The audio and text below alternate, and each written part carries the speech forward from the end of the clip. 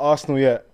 Clean sheet again, ole ole. It's the same conversation every week, innit? Yeah. It's, you know what it is though? You know what it is? I was looking at Arsenal. How do we properly. further the conversation though? I'll tell you Because how. that's what we're here to do. Let's talk about their fullbacks. Yeah. What do you mean about them? Timber and Calafiori. I saw some Where's that stats pairing rating? saying The basically Alistura thing. they are the second and third highest XG.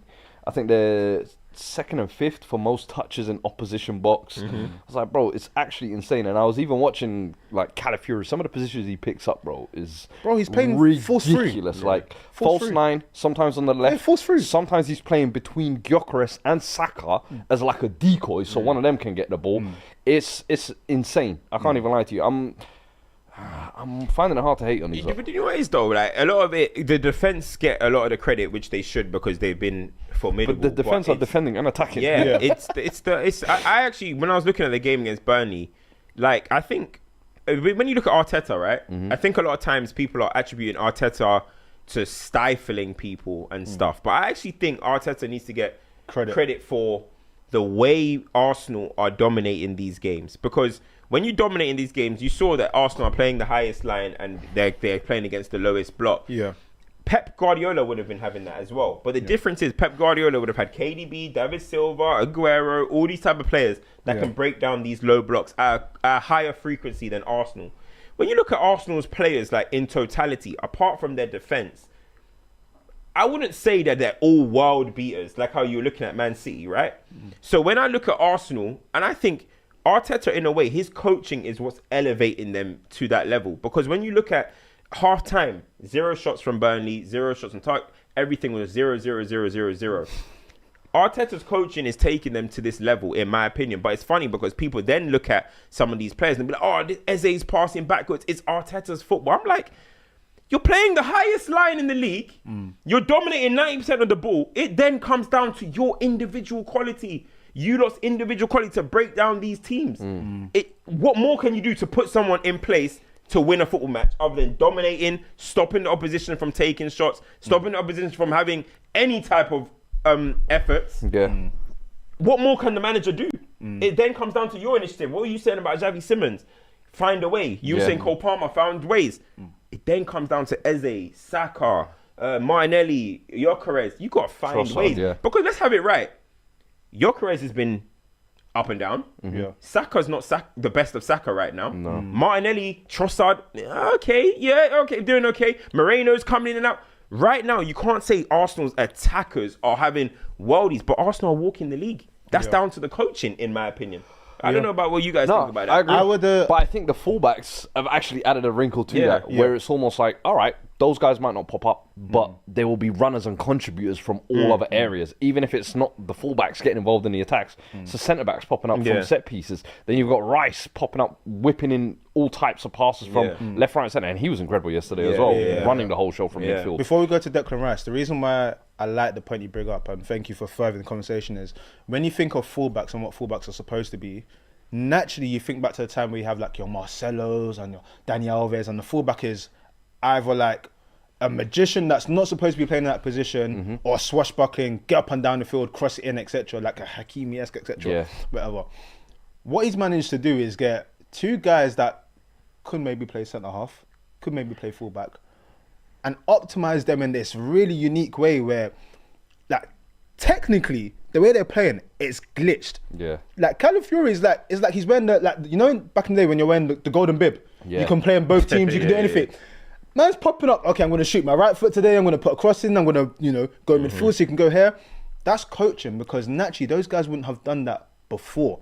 And it takes one thing to identify that the players can do that, but it takes another thing for them to be able to actually do it. Yeah. So I respect that. And the thing is, I think they're almost like changing the role a bit, because let's not remember, fullbacks, everybody you say was the easiest position. You're either a failed winger or a failed centre-back. Then obviously over the last decade or so, we've had so many attacking fullbacks, and it's kind of gone away from that a little bit. And now it's like you're either a defensive fullback or an attacking fullback. They're almost like lumping it all into one. And guys like Nuno Mendes and all these, like, now there's like a generation of fullbacks that I'm like, yo, I think fullback might actually be one of the hardest positions to play right now. It's the most demanding. Changed the most. Yeah, it's the most demanding. You're expected to invert, overlap, have a good cross, be able to defend 1v1, be quick, be good at crossing. Like, there's so many facets of it. And these guys tick all those boxes. I definitely think fullback is the position that when you look at what everyone says this How they've evolved. Fullbacks have definitely better in this era and the past era than the old Previous. times. Yeah. 100%. Much more ability, much more technique, much more responsibility to what to do. Absolutely. Like centre mids, and you can have a debate, whatever. But fullbacks, for me, there's absolutely no doubt with that. But even with what you're saying, like a lot of people are also saying, like, when you look at the Chelsea's record and everyone's talking about chasing it, and a lot of people are saying, well, Arsenal play with 4 centre backs. You're basically saying they're not centre backs in a way with how Calafiori is playing.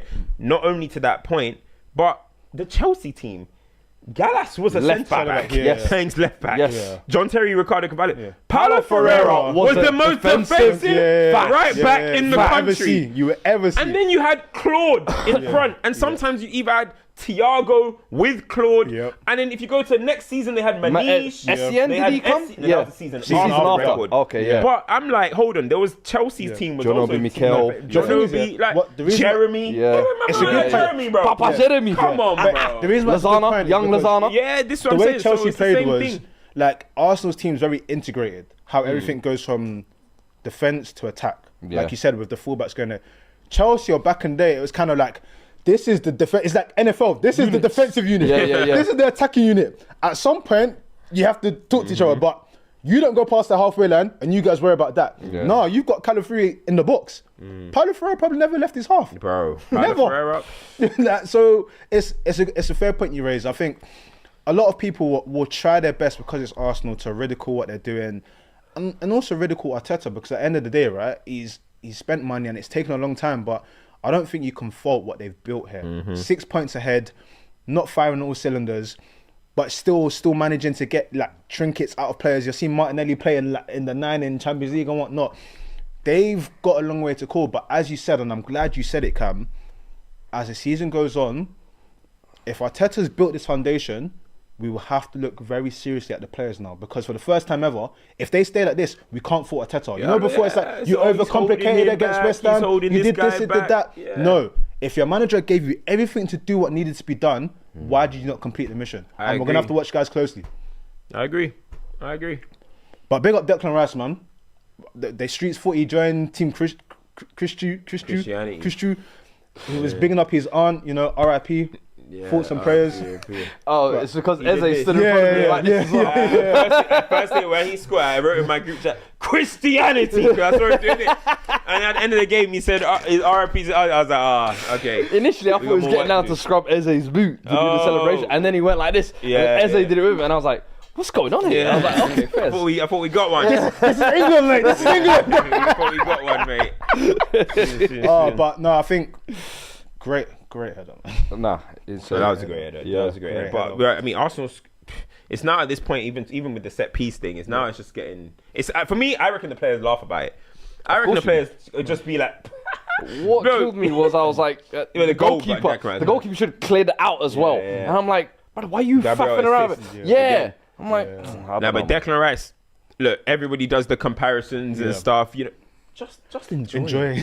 Enjoy now. But everybody does the comparisons. But one, as you said, they're both playing important roles. Maybe Caicedo is playing a bit more of a ball-winning role. He's still getting about, but Rice obviously has a bit more license to go forward, and he's contributing in ways. You know what I mean? Like, whether you want to talk about the set pieces or you want to talk about the cross versus Newcastle, the guy is contributing offensively to Arsenal more than their attacking players at this point. And I just think he's going to keep growing, and this is top 2 definitely. If you guys can have the debate, but mid-best midfielders in the league. But that's what I'm glad you brought up, because when he was brought in, again, a lot of people went on the premise of centre-back by trade, West Ham moved into midfield, he's a defensive midfielder. He's one of the most important attacking players, whether you like the way he passes or not. He still does defensive work, and he still does work that enables other players to find space and be better. I think we have to start faulting players because they have something stylistically we don't like. Yeah. Okay, Caicedo might tackle over the ball. Okay. Declan Rice might make a 2-yard pass rather than I'm never going to knock someone for having their preference. Yeah. But you can't say the person's not a top player. Yeah. Salah's never been my preference. Yeah. But I would never say that Salah is not a top player. Thank you. Like, he's a top player. He's not my preference, but he's a top player. I don't like when people have their preference, but then will say that person's not good. That is just too, like, for me, that's where it just goes, goes too far. Do you know what I mean? Quickly before we move on, bro, I'm not going to lie, man, I saw one sprint that Saka took with one Burnley centre-back, and the centre-back wet him up, you know. Saka was, I was like, like, Saka's never been like rapid, in my opinion. Never been rapid, but that was like, he was the Burnley player though. I need to check what centre half. It was a Burnley centre half. Was it the French one, the one that I don't know which one it was. But I was like, he was looking like either it's in his head, but it was a sad sight. I don't know, man. Them hamstrings. It can take a long time, and I mean, like we were speaking about before pod, like we saw KDB take a penalty and pop his hamstring. Hamstrings. Like Saka still good enough to hopefully contribute for Arsenal, but hamstrings were one of them ones where it was Esteve. Okay. Maxime. Yeah. Bro, no, remember he had a stinker the other week, but he's good. He was getting eat up. Oh, was it ground? It was ground, bro. Why did I see that? I need to go check that out. I was like, that wasn't good to see, but hamstrings are one of them ones that it stays in your mind. It stays in your mind. You never want to overexert. Matt Chloe talks about it all the time. So let's see what happens there, man. Because if they're going to do anything, he needs to be near his best. You know, he's the talisman, isn't it? So we hope he gets better. A lot of comments are saying we need to talk about York. Good game. Got something in the first half. Yeah, that was probably his best performance. That was his best game. Could have had two, three assists. Yeah. Got the little ping to Trossard for the goal. Maybe finding his feet. We'll see. But Burnley, you'd expect him to bury in it. That's what you sign him for. 100%. To get rid of those type of teams. But, you know, Sunderland away, even though Sunderland are promoted North team as well, but they look after that. different. North London. That's where you want to see, like, wait, that so you type lot of have games. got United, Copenhagen.